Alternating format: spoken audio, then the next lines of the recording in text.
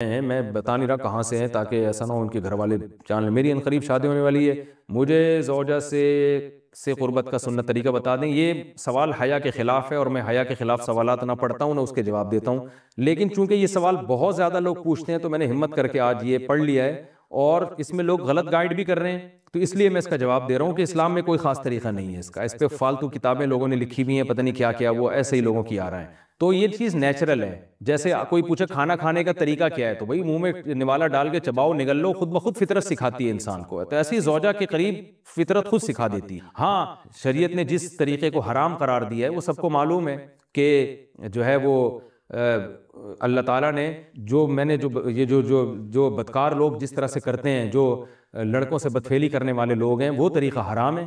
तो बाकी अल्लाह ताला ने मियाँ बीवी का मामला रखा है, एक दूसरे का लिबास है, तो कमरे की बातें हैं वो जैसे चाहें मुनासिब समझे, वो उनका अपना ज़ाती अमल है, इसका कोई ख़ास तरीका नहीं है। और ये नेचर इंसान को खुद सिखाती है, ना ये तरीके ना किसी से सीखने की ज़रूरत है। बाज़ लोग तो हद हद हद दर्जे की बेशर्मी करते हैं, वो शादी से पहले जो है वो फोश फिल्में देखते हैं ताकि हमें तरीका आ जाए। ये इंतहाई दर्जे की बेहूदगी है, इंतहाई दर्जे की एक लानती अमल है ये। तो ये कोई ख़ास तरीका नहीं है। मियाँ बीवी एक दूसरे का लिबास है, वो जिस तरह से एक दूसरे को सेटिस्फाई कर सकते हैं वो कर लें, ताकि उनकी तवज्जो किसी और तरफ ना जाए, वो हलाल की तस्कीन उनकी बंद कमरे के अंदर हो जाए। और ये बातें लोगों से शेयर भी नहीं करनी चाहिए। आज ये भी एक हरामकारी हो रही है, मैं बहुत सख्त अल्फाज इस्तेमाल कर रहा हूँ इसलिए कि ये, और मेरे पास कोई हल्का लफ्ज़ नहीं है। वो क्या होता है कि मर्द अपनी ज़ौजा से हमबिस्तरी करके उसके राज दोस्तों के सामने फाश कर रहा होता है, मैंने ऐसे किया, मैंने ऐसे किया।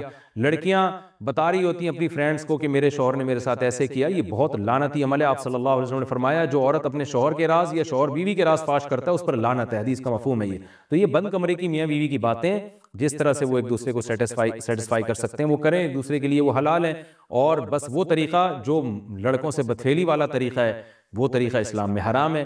और इसी तरह ओरल सेक्स पे भी मैं एक क्लिप रिकॉर्ड करवा चुका हूँ, वो भी सुन लिया जाए, या उलमा की जो उस बारे में राय है वो देख ली जाए। तो इसके अलावा जो भी है, मियाँ बीवी एक दूसरे के लिए अल्लाह ने हलाल किए, कोई ख़ास तरीका नहीं है। और ये हया की बातें, इनको बंद कमरे के अंदर ही रहना चाहिए इन चीज़ों को। और इसके लिए जो फोश फिल्में देखी जा रही हैं, ये बहुत गलत हरकत है। और इसमें इसको ना एक एजुकेशन का नाम दे दिया गया इस ज़माने में, और सेक्स की तालीम के नाम से बच्चों को पढ़ाया जा रहा है स्कूल में। ये सब बेहूदगी है। लाखों साल से इंसान दुनिया में जिंदा है, तो क्या उसको ये पता ही नहीं था? और ये सारी एक 6 अरब इंसान ऐसे ही बगैर तालीम के पैदा हुए हैं क्या? तो ये तो चीज़ें नेचर खुद सिखा देती है इंसान को कि क्या करना है, कैसे करना है। इसमें कोई स्कूल कॉलेज में पढ़ने की ज़रूरत नहीं है। हाँ, शरई हकाम इसके 2-4 हैं, वो उलमा बताते रहते हैं, वो किताबों में लिखे हुए हैं कि कौन सा रास्ता हराम है और कौन से रास्ते में आना जायज़ है। तो इसलिए मैंने बहुत ही दिल पे पत्थर रख के आज इस क्लिप को रिकॉर्ड करवाया है, ताकि लोग इस बारे में गलत तरफ ना जाएं और एक चीज़ को एक बहुत बड़ा इशू ना बना लें लोग। जल्दी जल्दी इसको निपटाते हैं। सवाल पूछा है जी किसी ने, मुफ्ती साहब जब आप हदीस बयान करते हैं तो बराए मेहरबानी हदीस का हवाला भी बता दिया करें। देखो, जब मैं हदीस बयान करता हूँ तो हमने जो हदीसें पढ़ी हुई हैं उनके हाफजे की बेस पर बयान करता हूँ। अब बयान में कौन सी हदीस किस वक्त आएगी ये मुझे पहले से नहीं पता होता कि मैं पहले से हवाला निकाल के रखूं। तो अब जैसे कोई, ये तो वाज़ो नसीहत की मजलिस है ना, बयान चल रहा है, कोई हदीस आई तो मुझे याद आ गया कि इस मौजू पर ये हदीस है, मैंने वो हदीस बाज़ दफ़ा अरबी अल्फाज सुना देता हूँ उसके। तो इतनी मेरी तरफ से गारंटी है कि वो हदीस सही भी होगी और हदीस की मुस्तनद किताब में भी मौजूद होगी। तो इसलिए मैं लोगों को कहता हूं कि अगर कभी कोई ऐसी हदीस, मेरी तो शादी नहीं हो रही भाई, आप मुझे क्यों पहना रहे हैं यार, मैंने तो होती रहती, जज़ाकल्लाह जी। चलें, जिसकी भी शादी हुई हम यही समझेंगे कि हमारी खुशियां हैं ना। जो कोई मुसलमान एक शादीशुदा हो जाए तो हमें भी खुशी होगी ना, जज़ाकल्लाह। चलो भाई, तो अल्लाह ताला मुबारक करेगी। अच्छा भाई, तो जब भी कोई ऐसा कोई हो ना, तो वो हदीस होती है उस पर, और मैं हदीस बता रहा होता, उसका नंबर नहीं बता रहा होता। उसकी वजह यह है कि मेरा तो वाज़ो नसीहत की मजलिस है, इसमें तो मौजू के हिसाब से हदीसें आती रहेंगी। तो जब मौजू के हिसाब से हदीसें आती रहेंगी तो मुझे पहले नहीं पता होता कि कौन, मैं तो बयान करता हूँ फिल बदीही। ये क्या है भाई? अच्छा, मेरे बयान तो फिल बदीही होते हैं ना। हाँ, जो इल्मी क्लिप मेरे रिकॉर्ड होते हैं, इख्तलाफी मसाइल हों या उस पर, तो उस पर फिर मैं पूरे पूरे रेफरेंस देता हूँ। तो वो आप देख सकते हैं यूट्यूब पे, पूरे पूरे उसमें हदीस के नंबर भी आ रहे होते हैं। तरावी के मसले पर जो मेरा ऑडियो बयान है उसमें एक एक हदीस का, बल्कि पूरी पूरी सनदें भी पड़ी हुई हैं, सिर्फ रेफरेंस नहीं है, पूरी पूरी सनद, रावियों की पूरी पूरी तहकीक। तो वो है बहुत कम इख्तलाफी मसाइल पे, आप ये कह सकते हैं। उसकी वजह भी है कि इख्तलाफी मसाइल को हम ज्यादा छेड़ते नहीं हैं।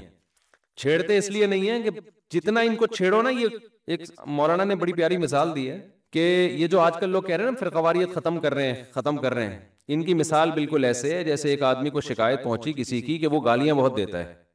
उसको बुला के किसी ने पूछा, यार मैंने तुम्हारे बारे में सुना है कि तुम गालियां बहुत देते हो। उसने कहा, किस बेगैरत ने कहा कि मैं गालियां देता हूँ, किस उल्लू के पट्टे ने कहा कि मैं गालियां, फिर जो फुहुश गालियां शुरू की, और फिर कह रहा है कि जिस बेगैरत ने भी ये कहा है मैं गालियां देता हूँ, खुदा की कसम उस उल्लू के पट्टे ने गलत कहा है। तो ये जो आजकल नए नए स्कॉलर्स आ रहे हैं ना फिरकावारियत खत्म करने के लिए, ये बिल्कुल ये काम कर रहे हैं कि आपके एटीट्यूड से पता चलता है कि आप फिरकावारियत को कम करने के बजाय और ज्यादा आग लगा रहे हैं, और दावा ये होता है हम सबको कुरान हदीस पे जमा कर रहे हैं। आप कुरान हदीस पे जमा नहीं कर रहे, कुरान हदीस पे जो आपकी अपनी राय है ना वो पूरी उम्मत पे थोप रहे हो आप। इस थोपने को आप कह रहे हो ये कुरान हदीस पे उम्मत जमा हो रही है। और बार बार मैं एक बात कहूं, जिस कमबख्त का यूट्यूब पे मजहबी चैनल नहीं चलता ना, वो मौलवियों को गालियां देना शुरू कर देता है, फिर हिट होता है वो। ये मौलवी ऐसे करते हैं, ये मौलवी ऐसे, तो ये मौलवी ऐसे, तो ये मौलवी ऐसे, तो ये मौलवियों को नहीं पता, मैं बताऊंगा आपको। तो लोग कहते हैं यार ये है कोई बंदा आया मार्केट में। ये मंजन बेचने का सबसे सस्ता और सबसे बेहतरीन तरीका है। भाई सारे मौलवी ठीक नहीं है, हमें पहले पता, सारी दुनिया को पता है, सारे तो कहीं भी ठीक नहीं होते ना। तो ये क्या बात है, मौलवी ऐसे तो मौलवी ऐसे तो मौलवी ऐसे। अभी एक मोहतरम ने एक क्लिप रिकॉर्ड करवाया ड्रॉप शिपिंग के हवाले से कि ड्रॉप शिपिंग इस्लाम में जायज है, ये मौलवियों ने गलत गाइड किया हुआ है। हालांकि मौलवियों ने ड्रॉप शिपिंग की सारी सूरतों को हराम करार नहीं दिया, जो हराम थी उनका भी ऑल्टरनेट बताया है। हालांकि मौलवी के जिम्मे ऑल्टरनेट बताना नहीं है, इसलिए बताया है कि लोग तिजारत करें। भाई ये हराम सूरत है, इसको यूं कर लोगे तो ये क्या हो जाएगी, जायज हो जाएगी। लेकिन वही बात है, क्लिप चलेगा नहीं जब तक मौलवियों को बुरा हो। तुम्हें ड्रॉप शिपिंग के खरीदो फरोख्त के मसाइल का तुम्हें क्या पता? दो हदीसें कोट की है। एक हदीस ये है कि नबी सल्लल्लाहु अलैहि वसल्लम ने वो चीज जो आपके पास नहीं है, ला तबी मा लैसा इंदक। अब मैं पूरी हदीस पढ़ रहा हूं ना, अब आप क्या हदीस का नंबर कोड नहीं कर रहा, तो भाई मैं पूरी अरबी में अल्फाज आपको सुना रहा हूं। और मैं इसलिए नंबर कोड नहीं कर रहा कि मैं पहले से ये मौजू पर बात करने के लिए तैयार थोड़ी था। ये तो किसी ने अभी बात जहन में आ गई तो मैं अब बता रहा हूं। तो ये तो ज्यादा एक यानी एक इल्मियत की बात है कि आपको बगैर इत्तला के टॉपिक दे दिए जाए और आप उस पर हदीसें पेश करना शुरू कर दें। तो कोड जो हवाला जो मैं नहीं दे रहा ना, इसलिए कि पहले से थोड़ी मुझे, मैं डॉक्टर जाकिर नाइक थोड़ी हूं मैं इतनी सारी हदीसों के नंबर याद करके लेकर आऊं मैं आपके सामने।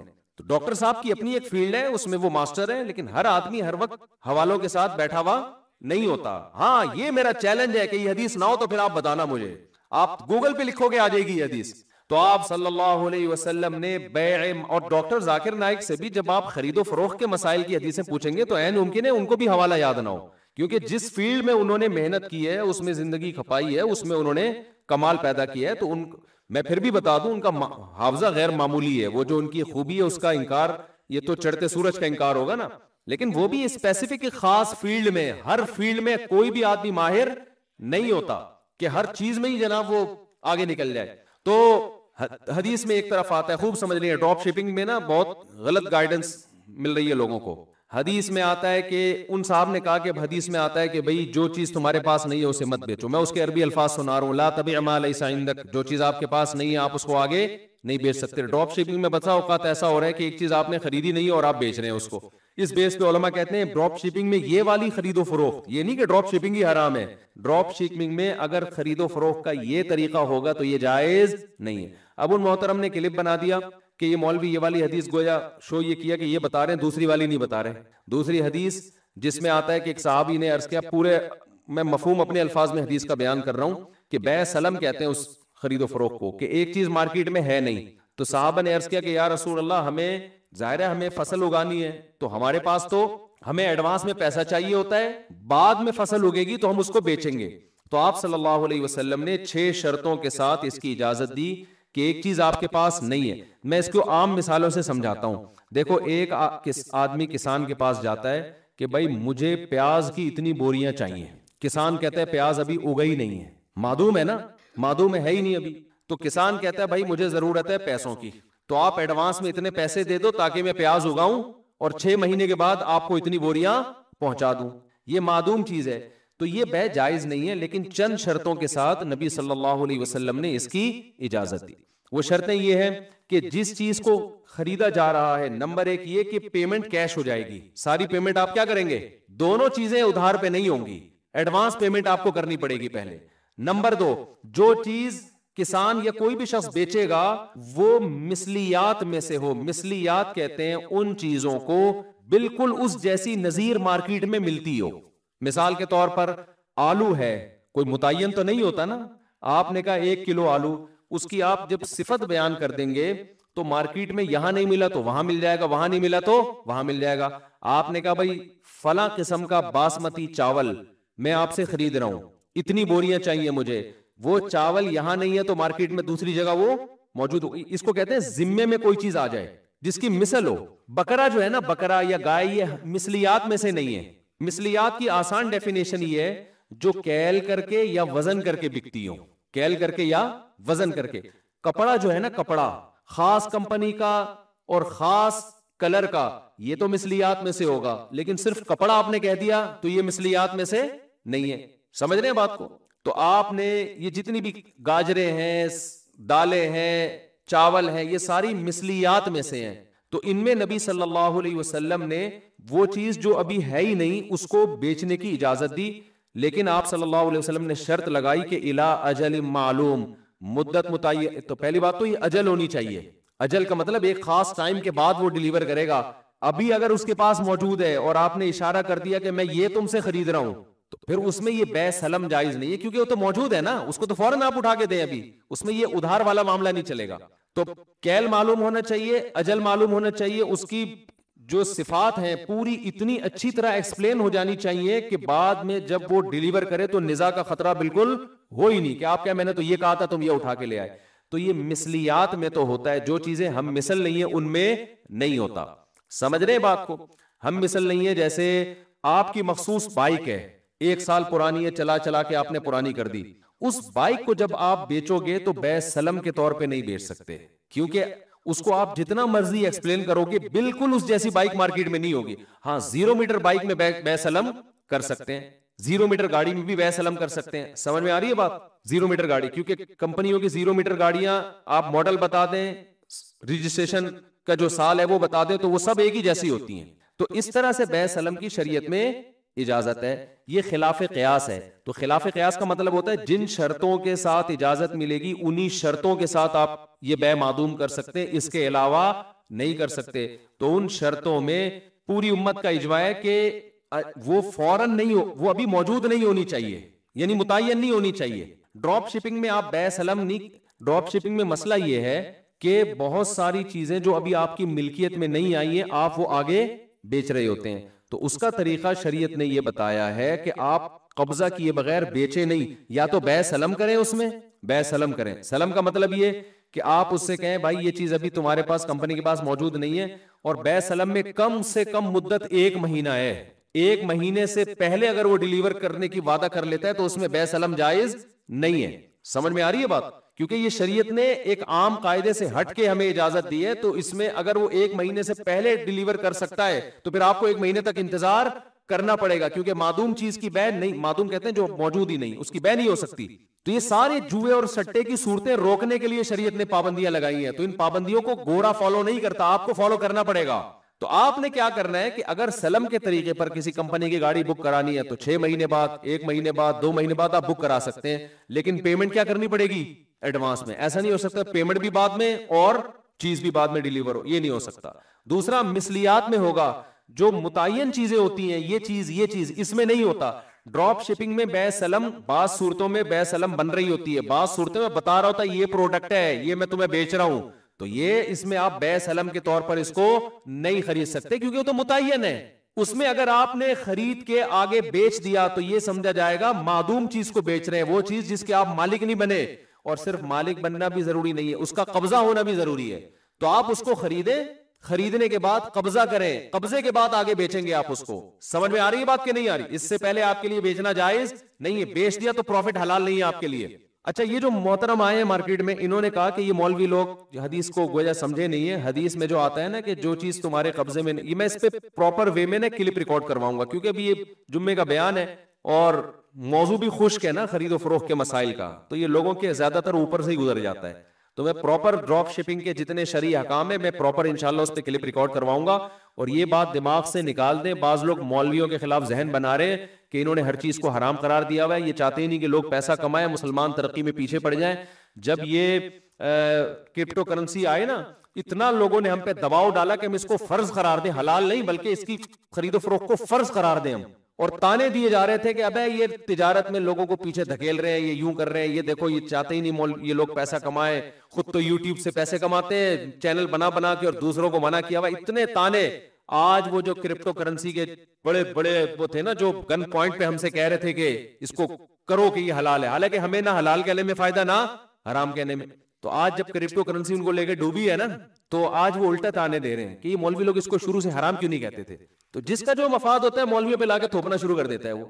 तो ये जो नबी सल्लल्लाहु अलैहि वसल्लम ने वो चीज जो आपके पास नहीं है उसे बेचने से मना किया, तो मोहतरम इसकी वजह ये बता रहे हैं कि एक्चुअली इसमें आपको नुकसान का खतरा है। आप वहां से खरीदोगे, पता नहीं किस रेट पे मिले, आपने किसी और से किसी और रेट का वादा कर लिया, तो एक्चुअली यूं हो जाएगा। तो इसलिए आजकल तो ऐसा नहीं है, कंपनियों के रेट मुतय्यन है, आपको पता है, जब जाऊंगा मार्केट में मिल जाएगी। तो इसलिए आजकल ये बै मादूम भी जायज है। ये मोहतरम ने लॉजिक ही गलत पेश की है। खूब समझ लो, जो चीज नहीं है उसको बेचना सिर्फ इसलिए हराम नहीं है कि बाद में धोखे का खतरा है। उसकी बड़ी वजह यह है कि जिस चीज का आप रिस्क नहीं लेते, इस्लाम उस पे प्रॉफिट कमाने की भी आपको इजाजत नहीं देता। ये असल लॉजिक है। इसलिए कहते हैं मसाइल उलमा से पूछा करो। हर पागल से पागल ना, जो हकीम नहीं है वो हकीम बना हुआ है, जो डॉक्टर नहीं है वो डॉक्टर बना हुआ है, जो मुफ्ती नहीं है मुफ्ती बना हुआ है। अल खिराज बिज़्ज़मान, ये इस्लाम का मुत्तफ़क़ुन अलैह उसूल है, कुरान और सुन्नत से साबित है। देखो प्रॉफिट की दो किस्में हैं। अब ये बात चल पड़ी है तो अधूरा क्लिप बनाएंगे, लोग गलत गाइड करेंगे। जल्दी से बहुत आसान करके समझाऊंगा। ये सारी जिंदगी आपको खरीदो फरोख्त का ये मसला है ना, खरीदो फरोख्त में फायदा पहुंचाएगा। जब भी आप पैसा कमाते हैं तो दो तरह से कमाते हैं, या तो कोई अमल करके, किसी अमल की उजरत मिल रही होती है आपको, या आप अपनी कोई चीज होती है उस पे प्रॉफिट लेते हैं। टमाटर की मिसाल हम देते हैं, बेहतरीन चीज है टमाटर, नाम लेने में भी अच्छा लगता है। खरबूजा ज्यादा अच्छा, खरबूजा। आपने खरबूजा उठाया, ये किसका खरबूजा है? आपका खरबूजा। खरीदा आपने, 50 रुपए का खरबूजा आपने उठाया। अब आप ये खरबूजा बेच के 60 रुपए में बेच रहे हो, तो इस खरबूजे पे 10 रुपए कमा रहे हो, अमल पे नहीं, खरबूजे पे कमा रहे हो, अपनी चीज पे। बेचने का अमल तो है, लेकिन उस बेचने के अमल के अलग से कोई पैसे नहीं मिल रहे।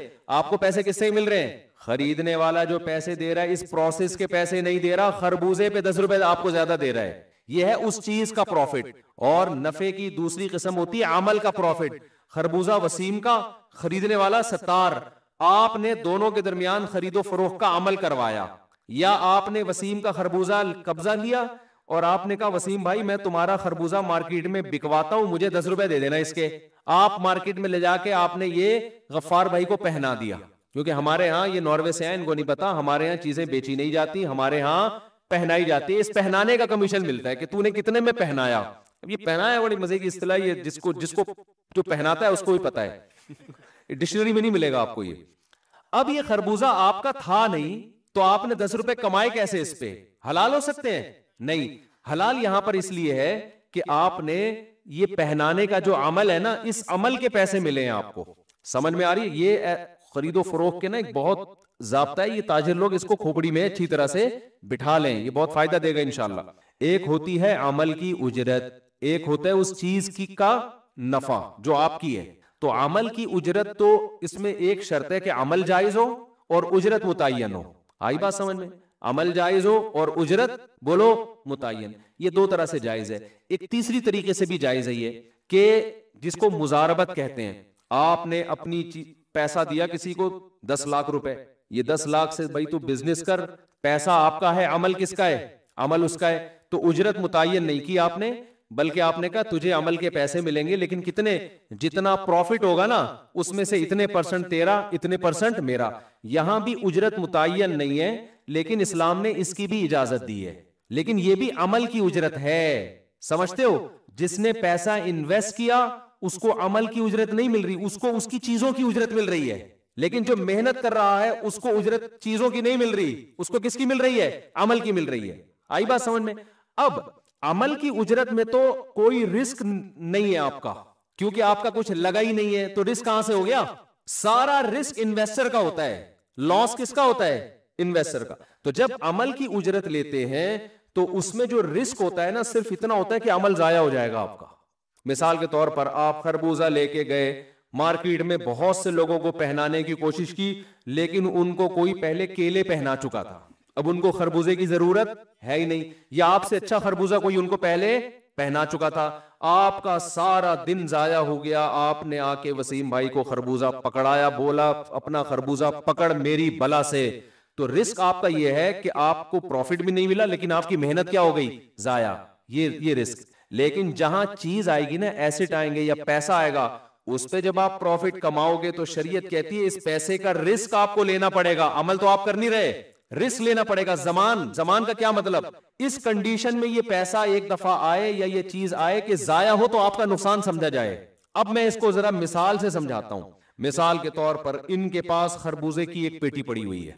मैं अमल की उजरत नहीं ले रहा कि इनका खरबूजा किसी को पहनाऊं, मैं चाहता हूं इस खरबूजे को से जो प्रॉफिट हो ना, तो इस खरबूजे पे मैं इतना प्रॉफिट कमाऊं। तो शरीयत कहती है कि ये खरबूजा पहले आप अपने कब्जे में लेंगे, उसके बाद आगे किसी को बेचेंगे। क्यों? अपने कब्जे में लेने का फायदा ये होगा, चाहे एक सेकंड के लिए कब्जे में आए, कि इस दौरान ये हलाक हो गया तो नुकसान किसका होगा, आपका होगा। इस कंडीशन में आना जरूरी है, क्योंकि जिस चीज की हलाकत का रिस्क आप नहीं लेते उस पर प्रॉफिट भी आप नहीं कमा सकते। बात आ रही है समझ में? अब देखो खरबूजा इनके पास पड़ा हुआ है, ये है वसीम भाई, फर्ज आपका नाम क्या है, अब्दुल रऊफ भाई है, चश्मा लगाया हुआ है इन्होंने, खरबूजा इनके पास पड़ा हुआ है, एक पेटी पड़ी हुई है। मैं आ गया जी मार्केट में, मेरा 1 रुपया भी नहीं लगा, मेरी कोई मेहनत भी नहीं। मैंने क्या किया, आपका नाम क्या है हजरत? अली हैदर भाई से मैंने कहा कि अली हैदर भाई मैं आपको खरबूजे की एक पेटी बेच रहा हूँ। अच्छा, मैंने इनसे पूछा भाई ये 500 रुपए का खरबूजा है, 500 रुपए की पेटी। उन्होंने कहा 500 की मिलती नहीं है, लेकिन चलो फर्ज कर लेते हैं ना 500 की पेटी है। मैंने कहा यार ठीक है जी 500 की पेटी है ना, ये बेचारा खरबूजे की पेटी लेके बैठा हुआ है, कोई आसमानी आफत आती है इसकी टेंशन, उसमें कीड़ा लग जाता है इसकी टेंशन, मार्केट से ये लेकर आया, सब कुछ उगाया इसने या जो भी किया, सारी टेंशन इसने ली। मैं बीच में गुन्ना बन के आया, मैंने कहा भाई टेंशन फ्री लाइफ गुजारो। मैंने कहा कि भाई आपको मैं खरबूजा बेच रहा हूँ, बता कितने का? आपने कहा भाई ठीक है मैं 600 में लूंगा, मुझे 100 रुपए का सीधा सीधा प्रॉफिट मिल रहा है। मैंने क्या किया, मैंने जब यहां से पता चल गया, मैंने इनको बेच दिया वो और कहा आपके घर पहुंचा रहे हैं हम। आपके घर क्या कर रहे हैं हम? पहुंचा रहे हैं। इसको मैंने बोला तू उठा के डायरेक्ट इनके घर पहुंचा दे। अब ये जो लेके जाएगा ना रास्ते में, सारा रिस्क किसका है? इसका है। सारा रिस्क किसका है? इसका। ये जब वहां जाके पहुंचाएगा मुझे कोई टेंशन नहीं होगी, मैं आराम से बैठा हूं, इसमें कीड़ा निकल आए, इसमें कोई मसला हो जाए, इसमें कोई जाली निकले, सारा रिस्क किसका है? मैंने तो यहां से भरना है। तो शरीयत कहती है बीच में गुन्ना बन के क्यों पैसे कमा रहा है? इससे पैसे की तकसीम में एतदाल नहीं रहता। कुछ लोग बीच में रिस्क उठाए बगैर घुसते हैं, उससे चीजों की वैल्यू खामखा में बढ़ती है और रिस्क लेने के लिए वो तैयार नहीं होते। इससे कैला यकून दूलतम बैनल अगनियाई मिनकुम, जो इस्लाम चाहता है दौलत की तकसीम मुनसिफाना हो, उस मुनसिफाना तकसीम में बहुत बड़ा एक धचका लगता है। इस्लाम ने मुझे ये पाबंद किया है भाई, या तू कमीशन एजेंट बन जा, सीधा सीधा इसको बोल कि भाई मैं तुम्हारा खरबूजा बिकवाऊंगा, उसको मैं इस बिकवाने के अमल के इतने पैसे लूंगा, फी खरबूजा लूंगा या मुतय्यन कमीशन लूंगा, लेकिन सारा रिस्क तुम्हारा होगा, तुम बरी जिम्मा नहीं हो सकते। तो वो सोच ले कि मैं रिस्क उठाने के लिए तैयार हूं और इसको फ्री फोकट में 10 रुपए देने के लिए तैयार हूं या नहीं, वरना मुझे क्या जरूरत, मैं खुद ही कस्टमर तलाश कर लूंगा। आई बात समझ में?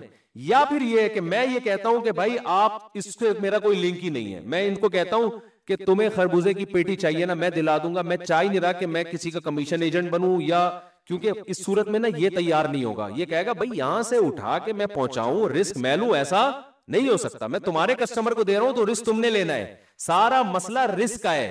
तो इस्लाम ये कहता है कि जब आपने यहां से खरीदा है तो आप कब्जे में, सिर्फ खरीदना भी काफी नहीं है, कब्जे में लेंगे। और कब्जा में इतना जरूरी है कि रिस्क ट्रांसफर हो जाए। कब्जे में ये जरूरी नहीं कि मैं उठा के अपनी जेब में रखूं, कब्जे में ये भी है कि खरबूजे की पेटी ये निकाल के अलग कर दे कि भाई ये पेटी आम पेटियों से मुमताज हो गई, जुदा हो गई। अब मुफ्ती साहब कुछ भी हो गया ना, ये नुकसान किसका है? आपका माल यहां साइड पे लगा हुआ है, मैं जानू आप जाने, ये हमने आपका बाप बंदा बैठ के उठाओ नहीं उठा। इस दौरान अगर मैं बेच देता हूं तो जायज है। क्यों? जब इसने निकाल के वो आटे की थैली, ये खरबूजे की पेटी अलग कर दी और बता दिया कि आपका ये माल पड़ा हुआ है, आम खरबूजों से क्या है, अलग है। जब तक आम खरबूजों में मिक्स था तो हम कैसे, नुकसान होगा तो कैसे पता चलाएंगे कि इसका नुकसान हुआ है कि इसका नुकसान हुआ है? रिस्क का पता कैसे चलेगा? तो जब हमने खरबूजे की पेटी या आटे की बोरी अलग कर दी तो और बता दिया भाई ये आपकी आटे की बोरी पड़ी है, चाहे उसकी वीडियो बना के भेज दें, तस्वीर भेज दें, या वैसे बता दें भाई ये आपका आटा है, अब हम इससे क्या है, बरी से ये मुतय्यन आटा है, ये हमने सारे आटों की थैलियों से अलग कर दिया है, अब ये मेरे रिस्क में आ गया। अब आगे मैं बेचूंगा तो मेरे लिए शरन बेचना क्या है, जायज। अमल के पैसे नहीं ले रहा, उस प्रोडक्ट पे मैं कमीशन ले रहा हूं। तो प्रोडक्ट पे कमीशन उस वक्त तक नहीं ले सकते जब तक वो प्रोडक्ट आपके जमान में दाखिल ना हो जाए, उसका रिस्क आप उठाएंगे, वो नहीं उठाएगा। तो ड्रॉप शिपिंग में जब तक ये ज़मान ट्रांसफर नहीं होता उस वक्त तक आपके लिए उसको आगे बेचना जायज नहीं है। समझते हो?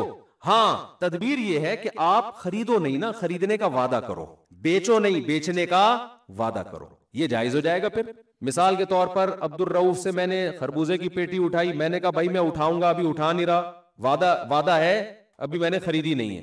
फिर मैंने इनसे कहा भाई मैं इतने का खरबूजा बेच रहा हूं, बता भाई खरीदेगा? क्या हाँ खरीदूंगा। खरीदा नहीं है, खरीदने का वादा करे। तो सिर्फ वादा, इस वादे की बेस पे मैं इसको कहता हूं यार ये उठा के उसके घर दे आ, ये उठा के घर दे आए, फिर इनके पास रखा हुआ है, तो मैं इनसे कहता हूं ये आप अभी मेरी ये वाली बै मुकम्मल नहीं हुई है क्योंकि अभी मेरे कब्जे में चीज नहीं आई है। मैं इनसे कहता हूं यार वो फला का खरबूजे की पेटी आ रही है, मेरी तरफ से कब्जा कर लो आप, मेरे वकील बन के। इसने कब्जा कर लिया तो अब मालिक कौन बन गया? मैं बन गया, और मेरे कब्जे में भी आ गई, क्योंकि वकील का कब्जा मुवक्किल का कब्जा होता है। फिर मैं इसको दोबारा फोन करूंगा, भाई बता ये चीज तुझे पसंद आ रही है ये मेरी, अभी नुकसान होगा किसका होगा? इसके हाथ में। नुकसान होगा तो किसका होगा?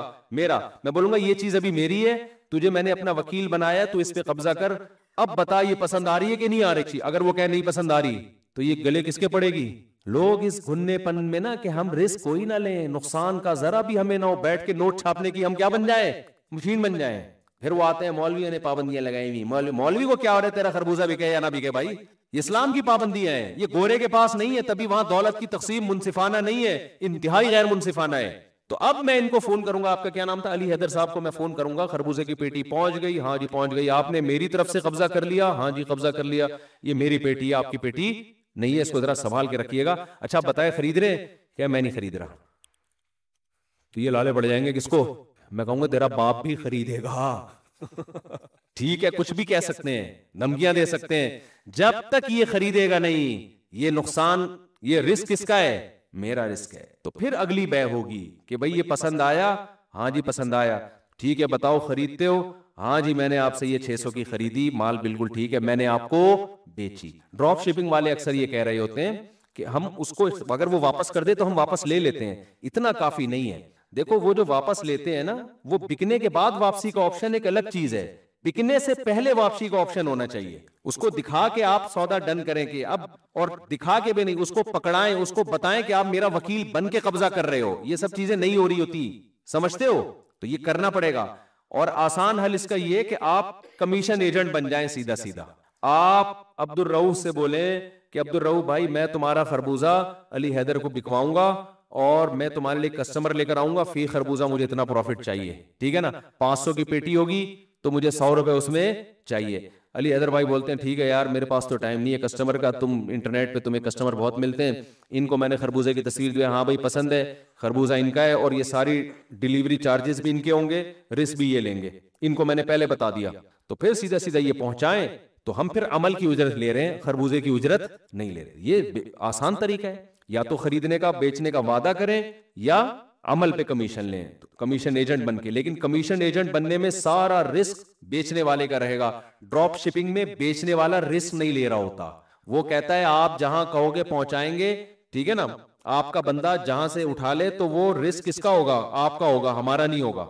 अगर वो रिस्क अपना ले रहा है तो ठीक है, लेकिन फिर उसमें आप कस्टमर को ये बताओगे कि मैं किसी की तरफ से, यानी मुवक्किल को ये बताओगे जिसके आप वकील बन रहे हो कि मैं आपका माल बिकवाने के पैसे ले रहा हूं और जब तक ये वहां डिलीवर नहीं हो जाता सारा रिस्क आपका होगा। तो ये एक्सप्लेन जब तक मैं इसको इंशाल्लाह, अभी तो जुम्मे का बयान है ना, तो उसमें हम चीजें मुरतब करके नहीं है, ड्रॉप शिपिंग पे मैं पूरी डिटेल के साथ इंशाल्लाह क्लिप रिकॉर्ड करवाऊंगा, उसके शरई हकाम क्या क्या है वो जरा आसानी से समझ में आ जाएंगे इंशाल्लाह। सल्लु अलल हबीब। जल्दी से सवाल दे दो। हो रही है तो मेरा अभी तो ड्रॉप शिपिंग मकसद नहीं था, अभी तो ये था कि लोगों ने ना अपनी बिजनेस है तो जो जिसके मौलवी खिलाफ उसको लगे कि ये मौलाना के फतवे की वजह से मेरी तिजारत को नुकसान हो, तो मौलवियों को बुरा भला कहना शुरू कर देता है। वो एक गोल्डन की के नाम से आया था कि 5 आदमियों को ये प्रोडक्ट बेचो, वो आगे जितने 5 को बेचेंगे फ्री में आपको कमीशन मिलेगा। उलमा ने इसके खिलाफ आवाज उठाई, ये जायज नहीं है। उस वक्त भी लोगों ने मौलवियों का बैन, मौलवियों के चक्करों में ना पड़ो। ओ भाई आपको तो फायदा हो रहा है, आखिर में जो बंदे बचेंगे ना, जिनको आगे 5 आदमी पहनाने वाले मिलेंगे ही नहीं, उनका बेड़ा गर्क हो जाएगा। तो इस्लाम की पाबंदियां इंसानियत के फायदे के लिए होती हैं, मौलवियों के फायदे के लिए या मौलवियों के नुकसान के लिए नहीं होती, समझते हो? जो आप हदीस बयान करते हैं बराए मेरा हदीस वही जल्दी।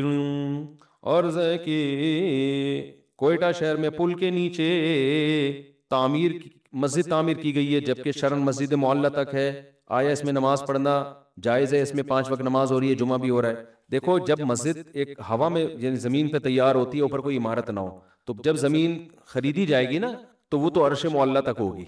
लेकिन अगर पहले से कोई तामीर पहले मौजूद है, वो पहले कर ली तामीर, फिर जब नीचे मस्जिद बन रही है तो वो तामीर खुद ब खुद उससे खारिज होती है। मिसाल के तौर पर आपने कहीं जमीन ली और वक्फ कर दी मस्जिद के लिए, अब ऊपर तामीर नहीं हो सकती उसके, होगी तो मस्जिद ही के लिए होगी।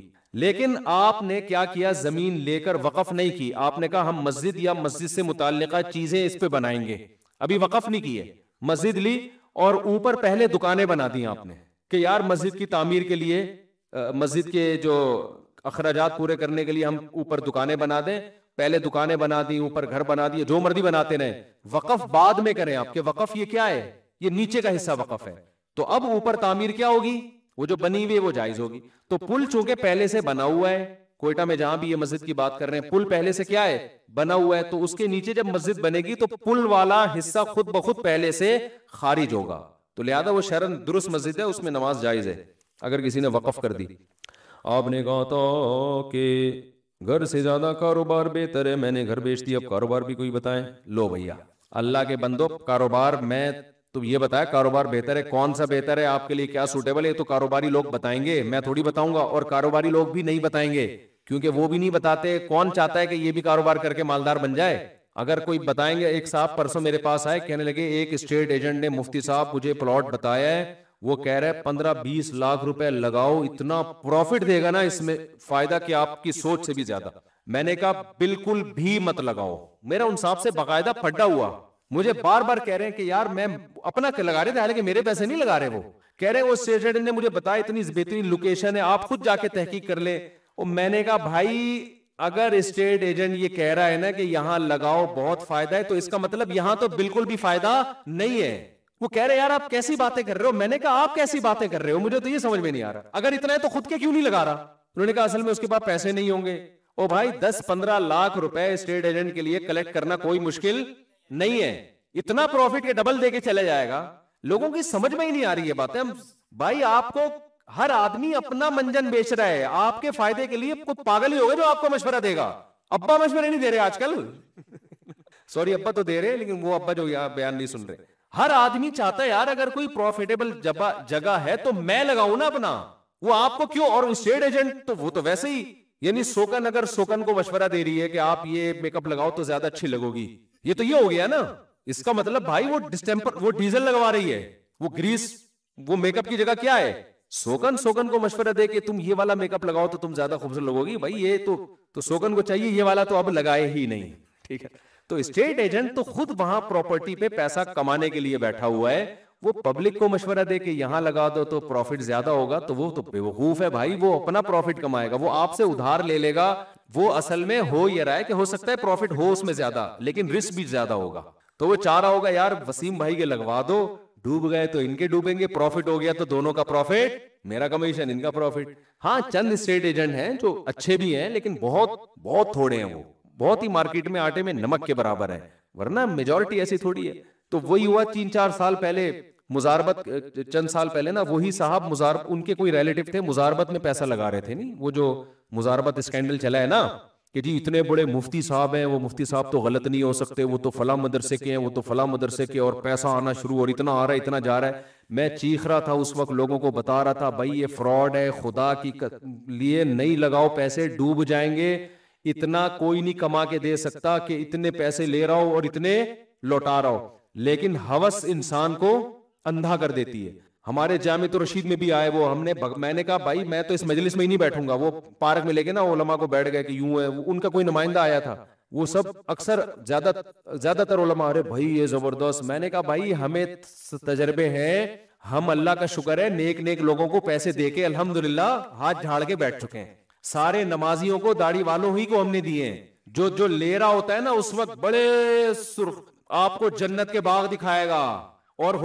और याद रखो जो कमा के दे रहा है ना वो ज्यादा डेंजरस है, क्योंकि वो दे के एतमाद बहाल करके बड़ा गेम खेलना चाहता है।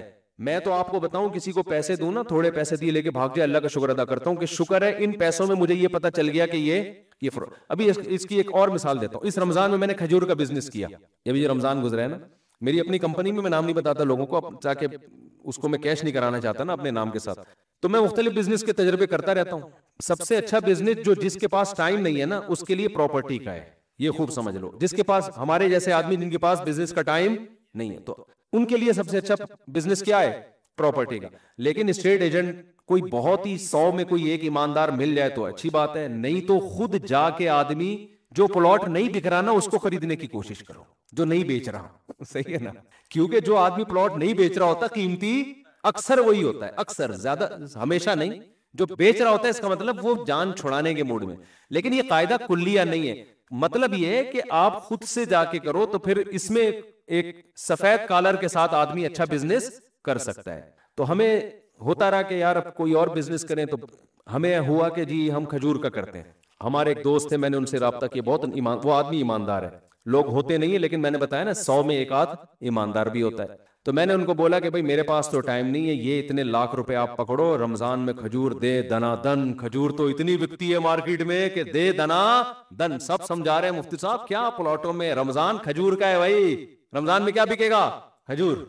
मैंने उसके जिम्मे लगाया, मैंने कहा सारा पैसा मेरा, सारी टेंशन तेरी, मेरे पास टाइम नहीं है, ये पैसा चंद लाख रुपए मैंने उनको पकड़ाए भाई तुमने। और वो बंदा भी ईमानदार है, मेहनती भी है। उन्होंने जनाब सर्वे किया, जी खजूर इतने की मिलती है फलाने, तो बड़ा माल उठा लिया ना खजूर का, सस्ते में, बहुत बड़ी क्वांटिटी में। ये पूरा हमने किराए का घर लिया हुआ, कमरा भर गया उस खजूरों से। और दे दनादन मजदूर आ रहे हैं, पैकिंग, हाँ भाई डब्बे क्या हो रहे हैं, खजूरों की पैकिंग हो रही है। हम जा जाके ना चेक कर रहे हैं, जा जाके मैं, मेरा स्टाइल वहां जाके, काम सही हो रहा है? हाँ भाई अभी टाइम नहीं है, मैं तेरा मसला बताने जा रहा हूँ, बयान है मेरा, मैं जा रहा हूँ। काम सही हो रहा है भाई? हमें लगा कि रमजान के बाद एक रिवो और हो जाएगी मेरे पास, बस एक रिवो क्या हो जाएगी। और अब जनाब इंटरनेट पर उसकी पब्लिसिटी हो रही है, भाई दे दनादन। भाई हमारे रेट पे कोई ले ही नहीं रहा। अबे हमने कहा ये क्यों नहीं ले रहा यार, हम तो इतना सस्ता इतना अच्छा। पता चला जी जो खजूर के इन्वेस्टर है, करोड़ों रुपए के साल पहले कंटेनर खरीद चुके हैं, वो इससे आधे रेट पे खरीद चुके हैं। नहीं आई बात समझ? आप लाखों इन्वेस्ट कर रहे हो, लोगों ने करोड़ों करोड़ों इन्वेस्ट किए हुए हैं। वो जो है ना लियारी में मदीना मार्केट, जहां खजूर की बहुत बड़ी मार्केट है, वो लोग 1-1 करोड़ रुपए के एक साल पहले 2-2 करोड़ के कंटेनर ले चुके हैं, फ्रीज कर चुके हैं, वो आधे रेट पे ले चुके हैं। आप 2 महीने पहले इतने लाख रुपए लगा के समझ रहे हो हमारे रेट पे। नतीजा ये निकला कि एक साहब मेरे घर एक दिन आए, मुफ्ती साहब आपको मैं खजूर गिफ्ट करना चाहता हूँ। मैंने कहा जी, मेरा ही डब्बा, मेरी कंपनी का नाम। इधर से खरीद के उनको ख्याल हुआ यार मुफ्ती साहब के पास जा रहा हूँ, कोई तो गिफ्ट दो ना। हमारी ही खजूर खरीद के हमें ही पहना दी। समझ में आ रही है बात? तो उसमें हमें लॉस हुआ, ज्यादा लॉस नहीं हुआ। हमने कहा यार बस इसको निकालो किसी, क्योंकि खजूर ऐसी चीज है ज्यादा अरसा रख भी नहीं सकते। मैंने उनको बोला भाई मुझे, अच्छा मैं जब किसी पे एतमाद करता हूं ना, फिर मैं उसको तंग नहीं करता, क्योंकि मैंने तो इसलिए उस पर एतमाद किया कि मैं अपने कामों में लगा रहूं ना। तो वो मुझे बताते रहे भाई ये हो रहा है फलाना हो रहा है। बेल आखिर मैंने कहा भाई हमारी बला से 50,000 का लॉस हुआ हमें, उसमें फायदा बिल्कुल भी नहीं हुआ, थोड़ा सा लॉस हुआ। कितना? 50,000। मुझे अल्लाह की कसम बहुत खुशी हुई। मुझे खुशी इसकी हुई कि मैंने कहा अगर 50,000 जाया करके मुझे ये पता चल गया ना, ये इल्म आ गया कि हम खजूर का बिजनेस ना करें, ये बहुत बड़ा फायदा हुआ है मुझे। और हकीकत बता रहा हूं मैंने कहा ये लाखों का भी नुकसान हो सकता था। अल्लाह ने सिर्फ 50,000 का नुकसान करवा के हमें ये नॉलेज दे दी कि तुम्हारे बाप का काम नहीं है ये, तुम कुछ और करो, ये काम तुम्हारे करने का नहीं है, इसमें तुमसे बड़े बड़े इन्वेस्टर पड़े हुए हैं। और ये भी बंदा ईमानदार था तो 50,000 का लॉस हुआ, वरना आप बंदे को रखो आधी खजूरें वो खा जाएगा। हाँ, वो खजूरें पैक करने में खयानत, फिर अपने रिश्तेदारों को आधी आधी कीमत पे निकाल रहा है, और फिर मुलाजिमीन काम इतना नहीं कर रहे होते जितनी खा रहे होते हैं।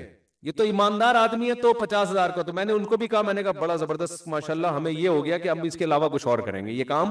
तो ये क्या कह रहा था मैं, आई बात कहां से? हाँ, तो अब इन्होंने देखो मकान बेच दिया और बिजनेस कर रहे हैं। तो अल्लाह के बंदो, मकान बेचने से पहले बिजनेस का सोचो कि करना क्या है। अब तो बिक गया तो पैसे बर्बाद हो जाएंगे, तो जब तक नहीं आता फौरन से पहले दूसरा प्लॉट खरीद लो या मकान खरीद लो फौरन से पहले, वरना ये पैसे क्या होंगे। हदीस में आता है ना प्रॉपर्टी बनाओ ना बनी हुई को जाया करो। ये हदीस का मफहूम है। बनाने का मतलब ये कि जो हवस में बना रहे होते हैं लोग, जिसकी मैं मुखालफत करता हूं, अगर बिजनेस के पॉइंट ऑफ व्यू से बना रहा है या पैसे स्टोर करने के लिए कि बच्चों के काम आएंगे, वो एक अलग बात है। लेकिन दिल खाने पीने और इन चीजों में जो जो आप पे खर्च हो रही है उनमें पैसा लगाओ ना ज्यादा। प्रॉपर्टी में तो आपका बाउंड हो जाता है पैसा। तो बिजनेस के पॉइंट ऑफ व्यू से या बच्चों के पॉइंट ऑफ व्यू से तो ठीक है, वरना तो इंसान की उम्र इतनी थोड़ी है कि प्रॉपर्टी में करोड़ों रुपए फंसा के वो बैठ जाए। समझ रहे हो कि नहीं समझ रहे हो? तो इसलिए कि भाई आपने हमाकत की, आधा बयान सुना आधा नहीं सुना। अब आप पैसे लेके, अब जब बिक गया है तो अब आप ऐसा करें कि ऐसी जगह प्लॉट खरीदें जो आप खुद जाके तहकीक करें कि ये प्लॉट के कागज बिल्कुल एक नंबर होना चाहिए, उसको वेरीफाई कराएं और लोकेशन ऐसी हो कि आपको अंदाजा हो जाए। देखो जहां आबादी बढ़ रही होती है वहां प्रॉपर्टी की कीमतें बढ़ती हैं, तो इसमें एस्टेट एजेंट से मशवरे की जरूरत ही नहीं है। आप देख लो जहां कुछ कंस्ट्रक्शन का काम हो रहा है, कुछ मकान बनना शुरू है, वहां प्लॉट में आप पैसे डाल दो तो उम्मीद है इंशाल्लाह फायदा होगा। कुछ एस्टेट एजेंट ईमानदार भी हैं, ऐसा नहीं है सारे ऐसे ही हैं, लेकिन मार्केट में बहुत थोड़े हैं। वो मैं बताऊंगा नहीं, क्योंकि मैंने बता दिया तो फिर वो ये होगा कि अगर बिलफर्ज कुछ गड़बड़ हो गई तो लोग किस पे डालेंगे। भाई बाज दफा एस्टेट एजेंट ईमानदार होता है फिर भी लॉस हो जाता है, तो लोग कहेंगे ये मुफ्ती साहब ने हमें फंसवा दिया, तो ये काम करो ही नहीं। तभी हम रात को सुकून से सो जाते हैं, अल्लाह का शुक्र है। और अपना पैसा इतना लगाओ कि डूब भी जाए तो आदमी कहे यार अंडे पराठे हमारे चलते रहे। अंडे पराठे हमारे लिए सबसे ज्यादा जरूरी प्रॉपर्टी नहीं है, अंडे पराठे मेरे लिए ज्यादा जरूरी है। वो मिले मुझे, ऐसा ना हो कि बहरिया टाउन में 25-30 प्लॉट हैं और पराठा हजम ही नहीं हो रहा आपके। ऐसे प्लॉट का क्या करना है मेरे भाई? खाने पीने की जो लज्जतें खुदा की कसम प्रॉपर्टी से 20 गुना बेहतर हैं। कोशिश किया करो सेहत टाइट रहे, खाओ पियो मौज मस्ती करो, और खा पी के जो मरता हुआ आदमी अच्छा लगता है। प्रॉपर्टी इतनी है ना लड्डू खा सकता है शुगर की वजह से, ब्लड प्रेशर की वजह से नमक नहीं खा सकता, और मोटापे की वजह से चल नहीं सकता, और डिप्रेशन में हर वक्त टेंशन में रहता है। तो क्या करना है ऐसी प्रॉपर्टी का? खाओ पियो, बच्चे हो माशाल्लाह ऐसी मजे मजे की बच्चे बातें कर रहे होते हैं, उनसे दिल बहलाओ, तो ये ज्यादा मजे की जिंदगी है। फिर बहुत पैसा है तो चलो यार एक प्लॉट भी ले लिया, चलो यार जब कुछ करने धरने को नहीं है सदका भी कर दिया तो अब एक अपना जाती मकान, ये बिल्कुल लास्ट में रखो। समझते हो? हम इसको सबसे पहले लेकर आते हैं। अच्छा भाई बस बहुत मेरा गलत टाइम हो गया, ये कितनी लंबी लंबी पर्ची। मियाँ बीवी के हुकूक बता दूं? आप किसके मियाँ हो भाई? आपकी तो शादी नहीं हो, बच्चे हो। जब आपकी शादी होगी तो हुकूक बता दूंगा। कह रहे भाई मियाँ बीवी बेसिक हुकूक यही है कि औरत शौहर की इताअत करे जायज कामों में, और शौहर उससे मोहब्बत करे, उसको इज्जत दे, और उसके तमाम खर्चे जो बेसिक बुनियादी खर्चे हैं वो भी उठाए, और कुछ गरीबी भी लगाए। गरीबी का मतलब कुछ पॉकेट मनी भी दे दिया करे, जिससे जिसके बारे में ये हो कि जहां चाहे खर्च करो। नीमू नचोड़ किस्म के जो मियाँ होते हैं वो कहते हैं कि जब तुम्हारे सारे खर्चे मैं उठा रहा हूं तो पॉकेट मनी अलग से क्यों ले रही हो? भाई हर इंसान, जब बीवी जॉब नहीं कर रही है, खुशी की बात है, आपकी बीवी जॉब नहीं कर रही, आप पे डिपेंड करती है, ये अच्छी बात है, ये ऐब की बात नहीं है। लोग इसको ऐब समझते हैं। हाउस वाइफ होना ये औरत की खूबी है। तो जब वो जॉब नहीं कर रही, इसका मतलब घर को मुकम्मल संभाल रही है, तो फिर आप उसको कुछ इतनी रकम जरूर दिया करो जिस दे के भूल जाओ कि अब ये तुम्हारी मर्जी है। हर इंसान चाहता है जेब में कुछ पान गुटके के पैसे रहे, ये आजकल की सोसाइटी की जरूरत है। ये तो ऐसे ही नींबू नचोड़ किस्म के मियाँ मार्केट में आ गए, कह रहे हैं जब मैं गोश्त भी मैं लेकर आता हूँ, अंडे भी मैं ले आता हूँ, और सब्जी आज सब कुछ ला रहा हूँ, तो तुम्हें अलग से पैसों की जरूरत क्या है? भाई ये हर इंसान को होती है, आजकल सोसाइटी की ये नीड है। हाँ बहुत ही कोई गरीब आदमी है नहीं दे सकता तो अपनी हैसियत के मुताबिक दे दे। यार आप 10,000 कमाते हो, आप 500 रुपए दे दो उसको, 500 नहीं दे सकते 250 दे दो, 100 रुपए दे दो। मालदार आदमी ज्यादा दे दे, गरीब आदमी कम दे दे, कुछ ना कुछ रकम इतनी कि वो दे के आप फिर हिसाब न लो नींबू नचोड़ों की तरह। बेगम मुझे मैंने तुम्हें 5 रुपए दिए थे, वो गए कहाँ? उसका फिर अच्छा उसमें 1 रुपए की टॉफी आई, 1 रुपए की। खवातीन तो यही खा रही होती हैं छालियां, वो आती है टेस्टी, पहले बहुत टेस्टी, और वो क्या था ना छालियां नहीं होती थी। आजकल क्या आ रहा है? चलो जो भी आ रहा है तो वो पूरे 5 का भी हिसाब ले रहे होते हैं बैठ के। भाई 5 है या 5,000 है या 5 लाख है, वो हर आदमी की मालदारी के लिहाज से होता है। तो पैसे दे के उसको क्या करे? भूल जाए। तो अपने आप को उसकी जगह रख के इंसान सोचे। हर आदमी चाहते हैं ना कुछ पान गुटके के, ये पान गुटके की इस्तिलाह है। मैंने कहीं कह दिया कुछ पान गुटके के पैसे, तो लोगों ने कहा ये गुटके खिलाने की तरकीब दे रहे हैं लोगों को। यानी इतना हो कि कोई जरूरत पड़े चाय पानी की तो इंसान उससे बोलो कर सके। तो हाथ खुला रखने वाला अल्लाह को भी पसंद है, अल्लाह के हबीब सल्लल्लाहु अलैहि वसल्लम को भी पसंद है, घर वालों को तो पसंद हो गई, महल्ले वालों को भी पसंद, रिश्तेदारों को भी पसंद। यार ये बात बंदा घर वालों पे दिल खोल के खर्च करता है तो अल्लाह को ये सिफत अच्छी लगती है। हाँ खवातीन को हम ये कहते हैं कि मर्द पे इतना बोझ ना डालो जो उसकी आमदन से ज्यादा हो। सखी है तो अब उसको नचोड़ना ही ना शुरू कर दो। बाज खवातीन की आदत होती है, देखा मियाँ सखी है तो एक सिरिंज लेकर आती हैं और उसकी रग में दाखिल करके ना उसका खून चूसने की कोशिश शुरू कर देती है कि ये खून भी मैं अपने मामू के चढ़वा दूंगी। ससुरालियों पे भी खर्च, अब्बा पे भी, अम्मा पे भी, भाइयों पे भी, यहाँ से बटवे से पैसे चोरी हो रहे हैं, तो इतना भी ना हो कि आप उसको, यही हो गया ना, क्योंकि मर्द हकीकत में खून देना, इतना खून नहीं जलता। जब वो देखता है ना मेरा पैसा जाया हो रहा है, घर में दूध आ गया 4 किलो या 2 किलो या 1 किलो और बेगम साहिबा ने फ्रिज के बाहर रख दिया, खराब हो गया, वो चीजें खाई जा रही हैं, आधी बच रही हैं, फिक रही हैं, तो आदमी का खून इससे जलता है। खासतौर पे जो बाहर जाके जो कमा कमा के भेज रहे होते हैं, उनको तो बहुत टेंशन होती है कि बेगम क्या कर रही हो, मैं यहाँ मेहनत मजदूरी करके पैसे कमा के भेज रहा हूं और तुम्हारा भाई 1 महीने से आया हुआ है और मेरे खर्चे पे खा रहा है। ये टेंशन होती है आदमी को। तो इससे जो खून जलता है ना, वो सिरिंज की निस्बत ज्यादा जलता है। तो ये बिल्कुल ऐसे ही है जैसे खवातीन ने देखा मियाँ सखी खर्च कर रहा है, तो उन्होंने क्या किया कि अब देखा अब्बा में खून की कमी है, अम्मा भी हमारी थोड़ी कमजोर लग रही है, भाई भी कमजोर, तो यहाँ से सिरिंज से खून लेके अब्बा भाई के चढ़ा दिया। तो ये बिल्कुल यही होता है। तो सोच लो मियाँ थोड़े दिनों में आहिस्ता आहिस्ता मार्केट से शॉर्ट हो जाए। तो आदमी को बहुत डिप्रेशन होती है जब उसका पैसा औरत गलत इस्तेमाल करे या इसराफ करना शुरू कर दे। तो औरत को चाहिए अपने शौहर के माल की हिफाजत करे और मर्द को चाहिए माल दबा के खर्च करे। अच्छा चंगा लगता है, समझ रहे हो? उल्टा मामला हो रहा है, ये उधर से बचा रहा है और वो सिरिंज से इससे फिर मजेदारी वाली बात नहीं बनती। अच्छा मेरे भाई जल्दी जल्दी यार, बहुत ज्यादा हो गया, क्या मजाक है। बहुत सारे टेंशन में सैयद घराने से हैं, क्या वो ज़कात ले सकते हैं? सैयद ज़कात नहीं ले सकता, ना उसको ज़कात आप दे सकते हैं। वैसे सदका खैरात से मदद करें ना उसकी, अगर बीमार है तो वैसे मदद कर लें। अगर सैयद कोई शख्स सैयद है, उसकी बीवी सैयद नहीं है, तो बीवी को ज़कात दे दें। कोई औरत सैयद है, शौहर सैयद नहीं है, तो शौहर को ज़कात दे दें, वो अपनी बीवी पे खर्च कर लेगा, ये औरत अपने मियाँ पे खर्च कर लेगी। भाई ये बहुत लंबा सवाल है। मुफ्ती साहब आप कहते हैं जिहाद अभी फर्ज नहीं हुआ और जिहाद के लिए अफरादी क़ुव्वत यानी अस्करी ताकत होना जरूरी है, जबकि अफगानिस्तान में तो तालिबान के पास अमेरिका जैसी टेक्नोलॉजी वगैरह नहीं थी, उन्होंने कैसे जिहाद कर लिया? मैं कहता हूँ रियासत के खिलाफ बगावत जायज नहीं है। मेरी बात को हर जगह नहीं फिट कर दिया करें। मैं ये नहीं कहता कि जिहाद जायज नहीं है, स्टेट के खिलाफ बगावत जायज नहीं है। और एक सूरत में जायज है, एक तो स्टेट कुफ्र बवाह यानी आपका अमीर ऐसा काफिर हो जाए जिसके काफिर होने में कोई इख्तलाफ ना हो, बिल्कुल कुफ्र को मुसल्लत कर दे आपके ऊपर। नंबर 2, उसके खिलाफ बगावत की ताकत भी हो। ताकत का मतलब 4 आदमी नहीं कहें कि हम में ताकत है, इतनी हो कि आपके पास ये इतनी बड़ी अफराद में तादाद और असले हो कि असबाब की दुनिया में आप उस रियासत का तख्ता उलट के फिर नई रियासत कायम करके उसको चला भी सकते हो, ये भी ताकत हो। उलटना भी काफी नहीं है। और ये चीज मार्केट से क्या है, शॉर्ट है। लिहाजा लोग आपको बगावत पे उकसा के आपकी सलाहियतों को गलत इस्तेमाल करेंगे, आपको मरवाएंगे फौज के हाथों, पुलिस के हाथों, रेंजर्स के हाथों, हुकूमत के हाथों।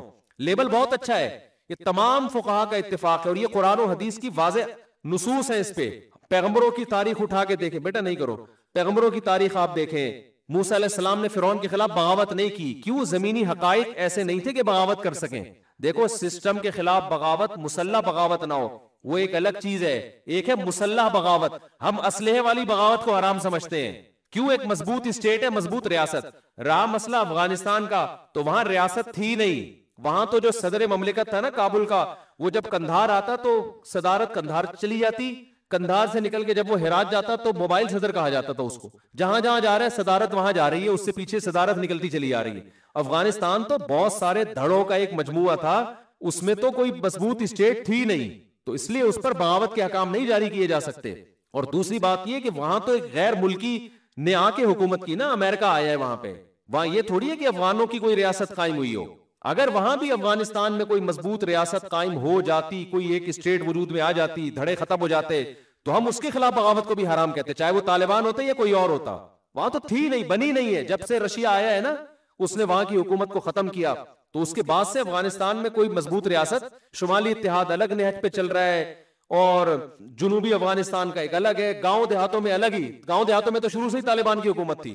गांव देहातों में जितने पहाड़ है ना, वो सारे वैसे ही तालिबान के कब्जे में थे, तो वहां तो थी नहीं। तो जहां मजबूत स्टेट है, वहां अगर आप स्टेट के खिलाफ जाओगे, स्टेट कीमा बना के खा जाएगी। रिजल्ट इस्लाम आने के बजाय इस्लाम मजीद जमीन में धस जाएगा।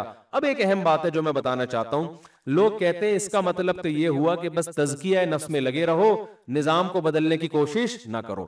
ये हम नहीं कहते, तज़किया नफ्स भी जरूरी है, निजाम को बदलने की कोशिश भी जरूरी है, मगर वो तरीका जो सूटेबल हो, उसमें बदलने का चांस भी हो।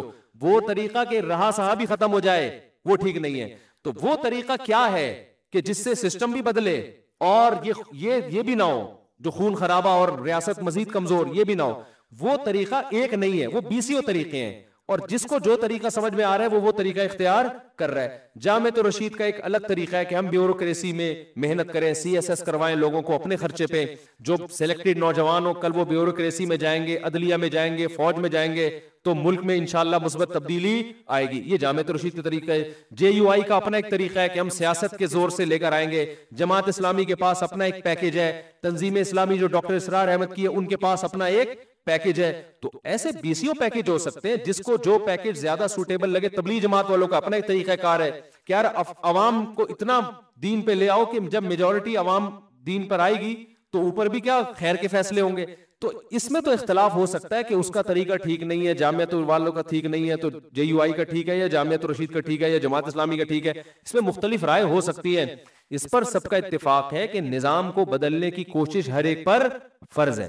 ये कोशिश पर हम, लेकिन इसके लिए कोई भी सूटेबल तरीका आप इख्तियार कर सकते हैं। लेकिन ये तरीका कि बगावत, धमाके और स्टेट के खिलाफ आप बातें करना शुरू कर दें, लोगों को फौज के खिलाफ, एक तो है ना फौज के फला बंदे ने ऐसा किया, फला बंदा 2 नंबर है, तो वो तो होते रहते हैं। 1 नंबर भी होते हैं फौज में, 2 नंबर भी। हम भी कहते हैं ना मुशर्रफ ने कितने उल्टे सीधे काम किए। लेकिन एज ए इदारा आप आर्मी के खिलाफ करना शुरू कर दें लोगों को, उनको मुनाफिक कह के एक इदारे के तौर पर, इससे कोई इस्लाम आने वाला नहीं है। इससे आपका मुल्क और ज्यादा जमीन में धंस जाएगा और इस्लाम जमीन में धंस जाएगा।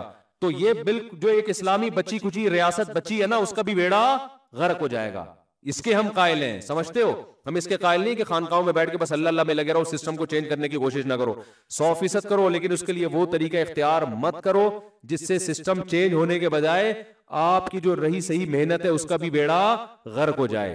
अच्छा मेरे बॉय, बस हो गया यार, बस करो ना। ये फिर इतवार को दे देना, बहुत लंबा हो गया बयान। आप लोग भी नहीं थकते यार माशाल्लाह इस टाइम में। बस आखिरी सवाल, ये भाई पूछ रहे हैं, ये 2 शादियों वाले हैं इसलिए मैं इनके सवाल का जवाब दे रहा हूँ, वरना एक वाले को छोड़ दिया हमने कराना। उनको तो बयान में पाबंदी, भाई कंवारों को तो मैं खैर पाबंदी लगा दूं। अच्छा चलो एक इनका भी जी। बीवी का बीमारी का खर्चा किस पर है? देखो अगर बीमारी का खर्चा फुकाहा लिखते हैं कि बीवी का खर्चा शोहर के जिम्मे नहीं है। लोग इस बात को बड़ा नेगेटिव, और इस पर पूरी उम्मत का इजमा है, जितने फुकाहा सब ये लिख रहे हैं कि बीवी बीमार हो जाए तो शोहर के जिम्मे उसका इलाज का खर्चा नहीं है। यूं समझ लें कि इजमाई मसला है, लेकिन इसका मतलब वो नहीं है जो समझा जाता है। देखो फुकाहा लॉ को और कानून को बयान करते हैं, जो ज़ाब्ते का कानून है ना। ऐसे तो बीवी के जिम्मे भी बहुत सारे काम है जो हमने सोसाइटी ने डाले हुए, मगर कानूनन वो उसके जिम्मे नहीं है। निकाह का जो एग्रीमेंट होता है ना, उस एग्रीमेंट की बेस ये है कि औरत आपको औलाद देगी, आपको बुराई से बचाने के लिए हलाल तस्कीन का रास्ता देगी, और आप भी बीवी को औलाद देंगे और दोनों मिलकर औलाद को पालेंगे। बुनियादी जो निकाह का एग्रीमेंट है ये इसके लिए है। बाकी सारी चीजें कि वो खाना पका के देगी, वो आपके अब्बा की खिदमत करेगी, ये सब चीजें अखलाकियात में आती हैं, और ये अखलाकी पाबंदियां औरत पर लाजिम है। लेकिन अखलाकियात में वहां आएंगी जहां उर्फ हो, क्योंकि कुरान कह रहा है आशिरुहुन्ना बिल मारूफ, उर्फ के मुताबिक इनके साथ चलो। तो इनको जो है ना, इनको डिफाइन करेगा उर्फ। तभी हजरात फुकाहा ने लिखा है कि जो औरत अपने घर में कामकाज की आदी नहीं है, इतना बड़ा मालदार घराना है कि उन घरों में नौकर रखे जाते हैं, उन घर की औरतें ना रोटी पकाती है ना पोछे लगाती हैं। बात ऐसे, उस घर की औरत से जब आप शादी करेंगे तो आप उससे रोटियां नहीं पकवा सकते, क्योंकि ये उसके स्टैंडर्ड के क्या है, खिलाफ है। लेकिन एक ऐसे घराने में आपने शादी की जहां वो औरत वो खुद काम करती थी, उनके घर नौकर चाकर नहीं होते, खाना खुद पकाती थी, तो जब वो आपके घर में रुखसत होकर आएगी तो उसकी अखलाकी जिम्मेदारी होगी कि वो आपकी खिदमत करे, खाना पकाए। तो ये अखलाकियात हैं, और इतनी है कि अगर वो नहीं करती तो उसको ताना भी दिया जा सकता है। समझ में आ रही है बात? लेकिन अगर आपने स्टैंडर्ड ऊपर है तो फिर उस स्टैंडर्ड में नहीं है। तो बेसिक निकाह में खिदमत नहीं है। निकाह की बेसिक ये कि आपको एक शरीका हयात मिल गया जो दोनों मिलके आगे औलाद को पालेंगे। अब निकाह में ये वाला कॉन्सेप्ट खत्म हो गया है जो असल था। बच्चे तो पैदा हो ही नहीं रहे, बाकी सारे अतरम पटरम एक दूसरे के खोपड़ी पे डाल दिए, बहुत सारी चीजें डाल दी एक दूसरे के जिम्मे ना। जो असल था वो तो मार्केट से क्या हो गया, शार्ट हो गया। तो अब ये बात समझें कि ये जो हजरात फुकाहा बयान करते हैं ना कि मर्द पर इलाज बीवी का लाजिम नहीं है, ये इसलिए बयान करते हैं कि सिरे से इस्लाम में इलाज ही लाजिम नहीं है। अपना भी नहीं है तो बीवी का कहां से होगा? मिसाल के तौर पर आप बीमार हो गए, बुखार हो रहा है, तो कोई मुफ्ती नहीं कहेगा कि पैनाडोल खाना शरअन आप पर वाजिब है। कोई कहेगा? वाजिब नहीं है। हाँ, एहतियात वाजिब है। बुखार हो गया, आप ठंड में बनियान पहन के बैठ गए, मर जाओगे, खुदकुशी का गुनाह होगा। तो परहेज वाजिब है, इलाज सुन्नत है, वाजिब नहीं है। आई बात समझ में? लेकिन क्या ये मसला सुन के कोई आदमी फंटर बन सकता है कि बुखार हो रहा है तो चूंकि मुझ पर 2 गोली पैनाडोल खाना वाजिब नहीं है, लिहाजा मैं थर थर थर थर थर थर कांपता रहूंगा और कंबल लेके अपना बुखार कम करने की कोशिश करूंगा, जैसे पुराने जमाने में लोग किया कर। पुराने जमाने में तो 6 कंबलों में लपेट दो, पसीना निकलेगा तो बुखार क्या हो जाएगा? खत्म। फौरन कहेगा अबे 2 गोली में कितना खर्चा जा रहा है, खा यार। तो इसी तरह जब बेगम बीमार हो गई है तो जैसे आप खुद 2 गोली पैनाडोल की खाते हो, तो सवाल पैदा होता है जब ये कमाती भी नहीं है, हाउस वाइफ है, इसके पास पैसा भी नहीं है, तो क्यों जालिम आदमी है, तो पड़ोस में कोई तड़प रहा हो तो आदमी कहता है इसको जाके टीका लगा दे, ये तेरी बीवी है, तेरे बच्चों को पालेगी। तो इतना तो अखलाकियात का तकाजा है ना कि इलाज कौन कराए? ना तो इसको जॉब करने दे रहा है तो और ना खुद इलाज कर रहा है। तो ये इंतहाई दर्जे की गैर अखलाकी हरकत है। फुकाहा ने लॉ और कानून बयान किया है, लेकिन ये नहीं, वो जो बयान कर रहे हैं वो भी अपनी बीवियों का इलाज खुद ही किया करते थे। तो ये अखलाकियात का तकाजा है। इसकी और आसान मिसाल दूं, जब आप बस में यहां से लांढी जा रहे हो, सीट के पैसे आपने दिए, W11 में आप बैठ गए, कोई बूढ़ा आदमी आया तो आप उसके लिए जगह छोड़ते हो कि नहीं छोड़ते? आप कह रहे चूंकि सीट के पैसे मैंने दिए हैं, लांढी तक का सफर है, आधे घंटे का सफर है, मैं बैठ के सफर करूंगा, ये बूढ़ा कांपता रही हूं। तो लॉ तो यही कह रहा है कि सीट आपकी है, तभी वो बूढ़ा आपके खिलाफ कोर्ट में केस नहीं कर सकता। कोर्ट में जाएगा कि इसने मुझे जगह नहीं दी, कोर्ट कोई सजा नहीं देगी। जज हो सकता है डांट लगा दे कि तो शर्म नहीं, अपने बाप के उम्र का आदमी था, उसको तूने इज्जत नहीं दी, ये तो करेगा, केस नहीं होगा। तो यहां भी यही है कि आपने बीवी का इलाज नहीं किया तो बीवी कोर्ट में जाके केस नहीं कर सकती कि मुझे इलाज के पैसे नहीं दे रहा। कानून नहीं, अखलाकियात का तकाजा ये है कि जैसे वो बूढ़े को आप सीट देते हैं कि भाई लांढी उतरना है ना, तो मैं तो खड़े होकर जा सकता हूं, ये बेचारा कहां जाएगा यार। तो नहीं देंगे तो ताने भी सुनने को मिलेंगे, सलावातें भी सुनने को मिलेंगी। अब आपको सलावातें सुन रही हैं, आप पाकिस्तान का लॉ सुनने को मिल रही है, आप लॉ वकील की किताब लेके बैठे हुए हो, लॉ में कहीं नहीं लिखा कि जी बूढ़े आदमी को सीट दें आप। तो यहां भी ऐसा ही है कि लॉ ये नहीं है कि आप शरीयत का लॉ कि आप बीवी का लाजमी इलाज भी कराएं, लेकिन ये अखलाकियात में दाखिल है। और जो लोग कहते हैं ना कि हम पर बीवी का इलाज वाजिब नहीं है, तो अपने दामादों को पर्ची में लिख के दे दिया करो कि मेरी बेटी जब बीमार होगी तो आप पर इसका इलाज लाजिम। क्या ख्याल है? तो ऐसा तो इलाज इसलिए कि अपना भी इलाज शरीयत में लाजिम नहीं है। तभी उलमा लिखते हैं कि अगर आप बीमार हुए, आपने परहेज नहीं किया, मर गए तो खुदकुशी का गुनाह होगा, लेकिन परहेज किया, इलाज नहीं किया, मर गए तो खुदकुशी का गुनाह नहीं होगा, बल्कि उसकी निस्बत अल्लाह की तरफ की जाएगी कि भाई बस नहीं है, अब एक आदमी को बुखार हो रहा है, नहीं खा रहा पैनाडोल, फंटर बना हुआ। बहुत से ऐसे उलमा आज भी हैं, बड़े बड़े बुजुर्गों के वाकयात हैं, इंतहाई बीमार होते थे, डॉक्टर को करीब नहीं पटकने देते थे वो, और ठीक हो जाते थे वो, और लंबी उम्रें पाई है उन्होंने। कई वाकयात हैं। अभी मैं गया, एक 95 साल के बूढ़े मिले हमारे, हजरत 78 साल, डॉक्टर को नहीं करीब आने दिया कभी हजरत ने, तो 80 के करीब तो पहुंच गए थे वो भी। तो इसलिए कोई ये लाजमी चीज नहीं है, लेकिन हम भी करते हैं, इलाज करते हैं कि नहीं अपना, तो सुन्नत है। नबी सल्लल्लाहु अलैहि वसल्लम ने भी इलाज किया है कि भाई ज्यादा आगे ना निकलो, आप जो कर लो, लेकिन नॉर्मल इलाज होना चाहिए। अब इस कानून का फायदा ये हुआ कि अखलाकियात का तकाजा है कि बीवी का इलाज कराएं, लेकिन ये अखलाकियात का जब है जब बीवी के पास पैसे ना हो। अगर उसके पास अपना पैसा है तो फिर आपकी अखलाकी जिम्मेदारी भी नहीं है, फिर वो खुद कराए अपना इलाज। फिर भी आप करा दें तो ये गरीबी दर गरीबी है। और हमारी सोसाइटी में अल्हम्दुलिल्लाह मर्दों में खैर इतनी गालिब है कि बीवी के पास पैसा होता भी है तो भी अल्हम्दुलिल्लाह शौहर अपने खर्चे पे इलाज करा रहा होता है। ये हमारी सोसाइटी का एक बहुत पॉजिटिव पहलू है जिसकी खवातीन को कदर करनी चाहिए। गोरों में ये चीजें बिल्कुल नहीं है। देखो, नान नफका तो शौहर पर लाजिम है, चाहे बीवी मालदार हो या गरीब हो। एक औरत की तनख्वाह 10 लाख रुपए है, फिर भी रोटी पानी गैस बिजली का बिल कौन देगा? शौहर। लेकिन क्योंकि वो तो उसके जिम्मे वैसे ही लाजिम है ना, उसका औरत के मालदार या गरीब होने से कोई ताल्लुक नहीं है। लेकिन इलाज चूंकि लाजिम नहीं है, अब इस कानून का यहां नतीजा निकलेगा कि अखलाकी पाबंदी है। तो अखलाकी में यह है कि भाई जो बीमार है सबसे पहले अपने पैसों से अपने ऊपर खर्च करेगा वो। तो इसलिए खवातीन के पास अगर बाप की प्रॉपर्टी है, बीमार हो जाती है, तो फिर यहां वो जैसे ज़कात अपने पैसों से निकालेंगी अपने सोने की, वो शौहर पे लाजिम नहीं है, लेकिन शौहर फिर भी अल्हम्दुलिल्लाह दिल बड़ा करके दे देता है। कुर्बानी औरत अपने पैसों से करेगी, लेकिन हमारी सोसाइटी में अल्लाह का शुक्र है मर्द दिल बड़ा करके बीवी की तरफ से भी एक हिस्सा डाल देते हैं। तो ऐसे ही बीवी जब बीमार होती है, हमारे घर में भी ऐसे ही, हमारे घर में कभी कोई बीमारी हो तो हम तो नहीं जाके पूछते कि इस पैनाडोल के पैसे आपकी जेब में हैं या नहीं है।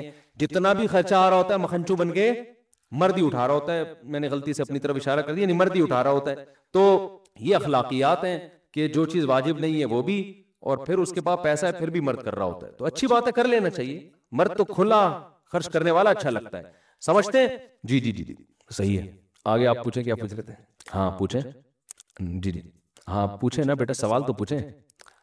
आपके एक टीचर हैं, ये कह रहे हैं, मेरे एक साइंस के टीचर हैं, वो साइंसी बातें करते हैं, वो कहते हैं मैं जिन्नात को मानता ही नहीं हूँ, जिन्नात मुझे दिखाएं। असल में उन्होंने एक गलत मफरूज़ा गढ़ लिया है कि जो चीज़ नज़र नहीं आती उसका वजूद का इनकार।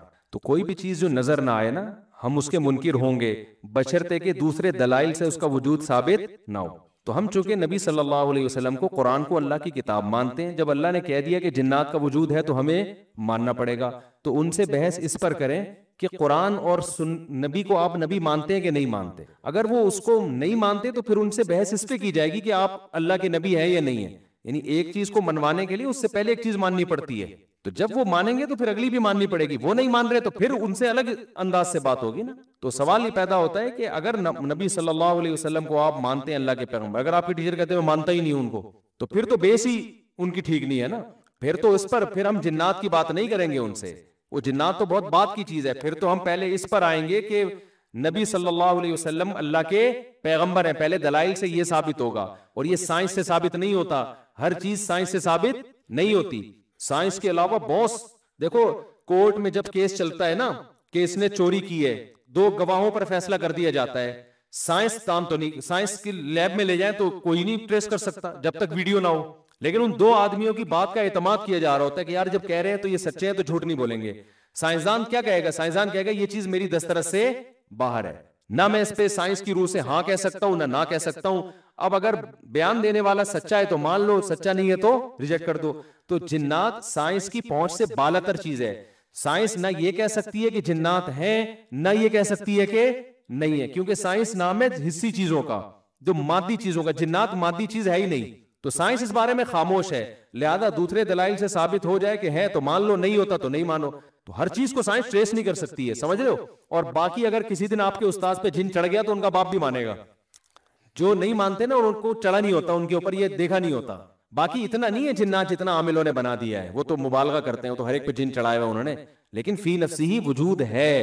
तो नहीं तो वो उनका लतीफा सुना दे। एक आदमी, एक घर खाली था बहुत अरसे से, तो मशहूर था यहाँ जिन्नात है। वो वही आपके टीचर की तरह, बस मैं नहीं मानता जिन्नात को। तो वो गया, नॉक किया दरवाजा और कहा कोई जिन विन नहीं है ना, ऐसी बकवास है। अंदर से एक साहब आए, भाईजान यहाँ मैंने सुना जिन्नात है। कह रहे मैं तो 500 साल से रह रहा हूँ, मुझे तब तक कोई नहीं मिला। तो ये बेहोश, 500 साल से तो कोई जिन नहीं रह सकते भाई, क्या ख्याल है? तो मैंने एक अमेरिका में, हमारे एक रिलेटिव रहते हैं, बहुत अरसा उनका अमेरिका में गुजरा, पढ़े लिखे लोगों से भी रहा। मैंने कहा यार अमेरिका के साइंसदान जिन्नात को मानते हैं? उन्होंने कहा लैब के अंदर नहीं मानते, लैब के बाहर मानते हैं। बहुत से लोग उनमें लैब के बाहर मानते हैं। यार इतने वाकयात हैं, इतने मुशाहिदात हैं, लेकिन हमें उन वाकयात मुशाहिदात की जरूरत नहीं। हमारे पास तो कुरान है, कुरान ने तो पूरी सूरह जिन नाजिल की है। तो फरिश्तों का भी वजूद है, जिन्नात का भी वजूद है। ये साइंसदान का इसमें टांग अड़ाना ही गलत है। ये ऐसे ही है जैसे कोई मैकेनिक किडनी के स्पेशलिस्ट की फील्ड में टांग अड़ाए, और या कोई जो इंजीनियर है वो टांग अड़ाए मेडिकल साइंस में। तो मेडिकल साइंस कहेगी कि तू भाई अपने दायरे कार में रहना, तुझे इसका क्या पता। तो फरिश्तों का वजूद, जिन्नात का वजूद, जन्नत जहन्नम, ये साइंस की पहुंच से बालातर चीजें हैं। तो साइंस को इसमें टांग अड़ाने की जरूरत ही नहीं है, समझते हो? आगे चलो भाई, बस हो गया, काफी हो गया। अस्सलाम वालेकुम रहमतुल्लाहि व बरकातहू।